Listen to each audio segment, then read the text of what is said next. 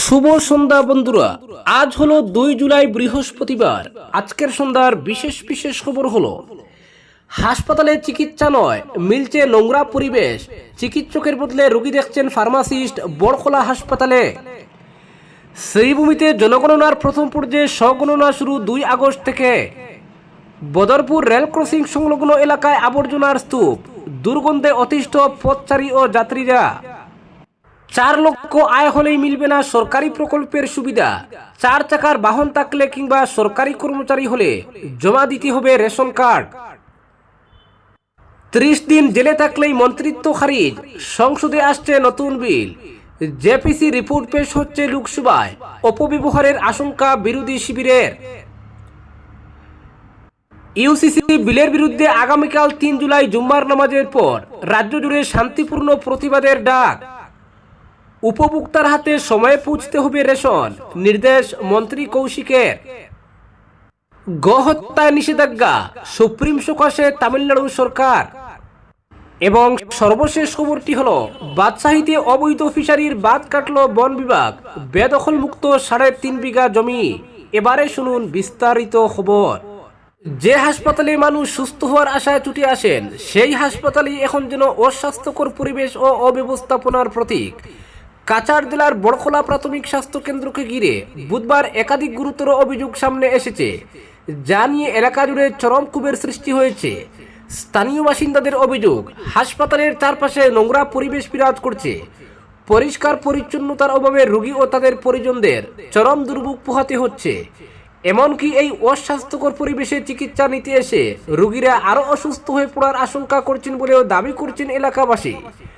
সবচেয়ে উদ্বেগজনক অভিযোগ, হাসপাতালে চিকিৎসকের পরিবর্তে প্রায় সময়ই ফার্মাসিস্ট রোগী দেখছেন। ফলে সাধারণ রোগীদের অধিকাংশ সময় চিকিৎসকের সেবা থেকে বঞ্চিত হতে হয়। শুধুমাত্র জরুরি পরিস্থিতিতেই চিকিৎসকের দেখা মেলে বলে দাবি স্থানীয়দের। উল্লেখ্য, বড়খোলা এলাকার প্রায় 40টি গ্রামের মানুষের একমাত্র সরকারি স্বাস্থ্যসেবা কেন্দ্র এই বড়খোলা প্রাথমিক স্বাস্থ্য কেন্দ্র। অথচ সেই গুরুত্বপূর্ণ স্বাস্থ্য প্রতিষ্ঠানের বেহাল অবস্থা এবং চিকিৎসা পরিষেবা নিয়ে এলাকাবাসীর মধ্যে তীব্র অসন্তোষ বিরাজ করছে।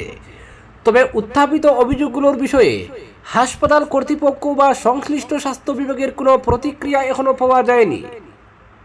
পরবর্তী খবরটি হলো গোহত্যায় সম্পূর্ণ নিষেধাজ্ঞা জারির নির্দেশ দিয়েছে মাদ্রাজ হাইকোর্ট। উচ্চ আদালতের এই নির্দেশের বিরুদ্ধে এবার সুপ্রিম কোর্টে মামলা করল তামিলনাড়ুর জোসেফ বিজয়ের সরকার।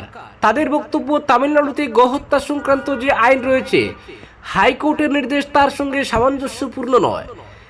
তামিলনাড়ুর সরকার সুপ্রিম কোর্টে একটি স্পেশাল লিভ পিটিশন দায়ের করেছে। সরকারের বক্তব্য, হাইকোর্টের নির্দেশ তামিলনাড়ু পশু সংরক্ষণ আইন 1958-র পরিপন্থী। ওই আইনে বলা হয়েছে 10 বছরের বেশি বয়সী যেসব গরু কোনো কাজ করতে বা প্রজননে অক্ষম, সংশ্লিষ্ট কর্তৃপক্ষের অনুমতি সাপেক্ষে শুধুমাত্র সেই সব গরুই জবাই করা যায়। এছাড়া আরও বেশ কয়েকটি আইনের উল্লেখ করে সর্বোচ্চ আদালতে বিজয় সরকারের অভিযোগ, গোহত্যায় সম্পূর্ণ নিষেধাজ্ঞা জারি করে রাজ্যের আইনসভার কাজে হস্তক্ষেপ করেছে হাইকোর্ট।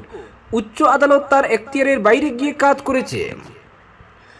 গোহত্যা নিষিদ্ধ করার দাবি জানিয়ে গত মে মাসে কোয়েম্বাটোরের বাসিন্দা কে সূর্য প্রশান্ত হাইকোর্টে জনস্বার্থ মামলা দায়ের করেছিলেন। তার আর্জি ছিল জনসমক্ষে গোহত্যা বন্ধ করা হোক। সেই আবেদনের সাড়া দিয়ে বিচারপতি GR স্বামীনাথন এবং বিচারপতি B লক্ষ্মীনারায়ণের অবসরকালীন বেঞ্চ রাজ্যের মুখ্য সচিব এবং পুলিশের অতিরিক্ত ডিজিকে নির্দেশ দেন, গোহত্যা দ্রুত বন্ধ করতে হবে তামিলনাড়ুতে।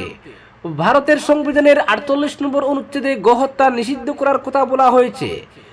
আদালতের পর্যবেক্ষণে এও বলা হয়, গোহত্যা কোনো বাধ্যতামূলক ধর্মীয় রীতি নয়। হাইকোর্ট যুক্তি দেয়, গোবাছুর হত্যা বন্ধ হলে রাজ্যে দুধের উৎপাদন বাড়বে, তাতে গ্রামীণ অর্থনীতিরও উন্নতি হবে। সুপ্রিম কোর্টে দায়ের করা পিটিশনে তামিলনাড়ু সরকার জানিয়েছে, হাইকোর্টে যিনি মামলা করেছিলেন তিনি নিজে কখনোই গোটা রাজ্যে গোহত্যায় নিষেধাজ্ঞা জারির আবেদন জানাননি, কিন্তু আদালত নিজের এখতিয়ারের বাইরে গিয়ে কাজ করেছে। উচ্চ আদালত একদিকে যেমন সরকারি লাইসেন্স প্রাপ্ত নির্দিষ্ট কসাইখানাতেই জবাইয়ের কথা বলেছে, তেমনি আবার সম্পূর্ণ নিষেধাজ্ঞা জারি করেছে। অর্থাৎ হাইকোর্টের নির্দেশের মধ্যে স্ববিরোধিতা রয়েছে বলে দাবি করেছে তামিলনাড়ুর সরকার। পরবর্তী খবর কি হলো, প্রতিটি যোগ্য উপভোক্তার হাতে নির্ধারিত সময়ে রেশন পৌঁছাতেই হবে। খাদ্যশস্য সরবরাহে কোনো রকম বিঘ্ন বরদাস্ত করা হবে না। বরাক উপত্যকার 3 জেলার খাদ্য ও গণবন্টন ব্যবস্থা নিয়ে উচ্চ পর্যায়ের পর্যালোচনা বৈঠকে এই স্পষ্ট বার্তাই দিলেন খাদ্য, গণবন্টন, ভোক্তা বিষয়ক, গৃহ ও নগর বিষয়ক সমবায় মন্ত্রী কৌশিক রায়। শিলচরে জেলা শাসকের কার্যালয়ে অনুষ্ঠিত বৈঠকে কাচার, শ্রীভূমি ও হাইলাকান্দির প্রশাসনিক কর্তাদের উদ্দেশ্যে মন্ত্রী বলেন, গণবন্টন ব্যবস্থা সরকারের গুরুত্বপূর্ণ সামাজিক সুরক্ষা কর্মসূচি। তাই স্বচ্ছতা, জবাবদিহিতা ও সময়মতো পরিষেবা নিশ্চিত করাই এখন সর্বোচ্চ অগ্রাধিকার।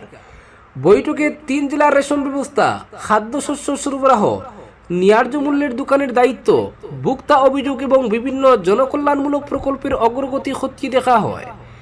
জেলার আধিকারিকদের কাছ থেকে সরাসরি রিপোর্ট নিয়ে কোথায় সমস্যা রয়েছে এবং কিভাবে দ্রুত তার সমাধান করা যায় তা নিয়েও বিস্তারিত আলোচনা করেন মন্ত্রী। কৌশিক রায় স্পষ্ট নির্দেশ দিয়ে বলেন, ন্যায্য মূল্যের দোকানগুলিকে নির্ধারিত নীতিমালা ও সময়সূচি কঠোরভাবে মেনে চলতে হবে।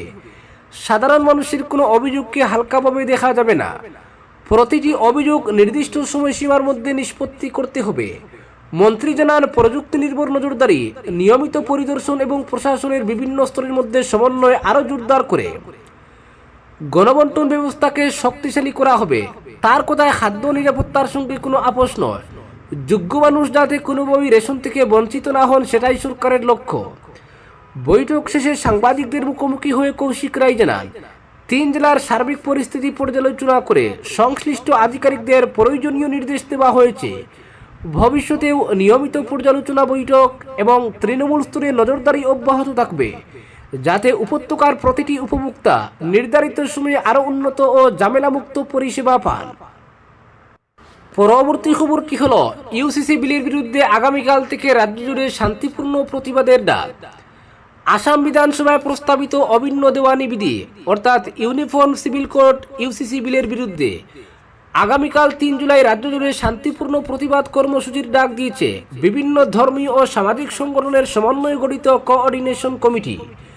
কমিটির পক্ষে এক বিবৃতিতে জানানো হয়েছে, প্রস্তাবিত বিলটি সংবিধানের মৌলিক অধিকারের পরিপন্থী এবং এটি মুসলিম পার্সোনাল ল সহ বিভিন্ন ধর্মীয় ব্যক্তিগত আইন ও সাংবিধানিক অধিকারের উপর নেতিবাচক প্রভাব ফেলতে পারে।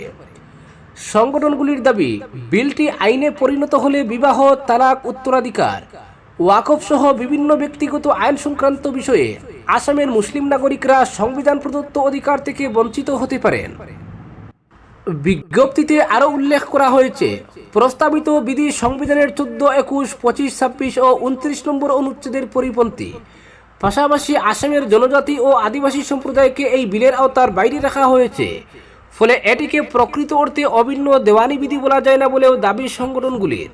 উল্লেখ্য, গত 7 জুন এমারতে শরিয়াহ ও নদওয়াতুত তামির, জমিয়ত উলামায়ে হিন্দ, আহলে সুন্নাত ওয়াল জামাত, জামাতে ইসলামী হিন্দ, নেজামুল মুসলিমিন সহ বিভিন্ন সংগঠনের শীর্ষস্থানীয় নেতৃবৃন্দ এক বৈঠকে মিলিত হয়ে বিলটির বিরুদ্ধে ধারাবাহিক আন্দোলনের লক্ষ্যে একটি উপদেষ্টা পরিষদ এবং কোঅর্ডিনেশন কমিটি গঠন করেন।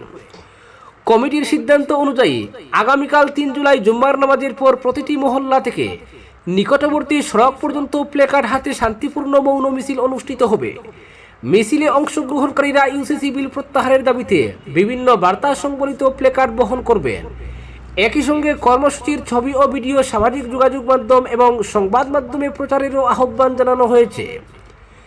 এছাড়া রাষ্ট্রপতি, আসামের রাজ্যপাল এবং কেন্দ্রীয় সংখ্যালঘু বিষয়ক মন্ত্রীর কাছে ইমেইল ও স্মারকলিপি পাঠিয়ে বিলটি প্রত্যাহারের দাবি জানানো হবে। কর্মসূচির ধারাবাহিকতায় আগামী 4 জুলাই সকাল 11টায় হাইলাকান্দি রতনপুর রোডে একটি সেমিনারেরও আয়োজন করা হয়েছে। এতে বিভিন্ন ধর্মীয় ও সামাজিক সংগঠনের প্রতিনিধি, সমাজকর্মী ও বিশিষ্ট বুদ্ধিজীবীরা উপস্থিত থাকবেন। আয়োজকদের পক্ষে সর্বস্তরের জনগণকে শান্তিপূর্ণভাবে কর্মসূচিতে অংশগ্রহণের আহ্বান জানানো হয়েছে। পাশাপাশি আইন শৃঙ্খলা রক্ষায় জেলা প্রশাসন ও পুলিশ প্রশাসনের সঙ্গে সর্বাত্মক সহযোগিতা করার আবেদনও জানানো হয়েছে।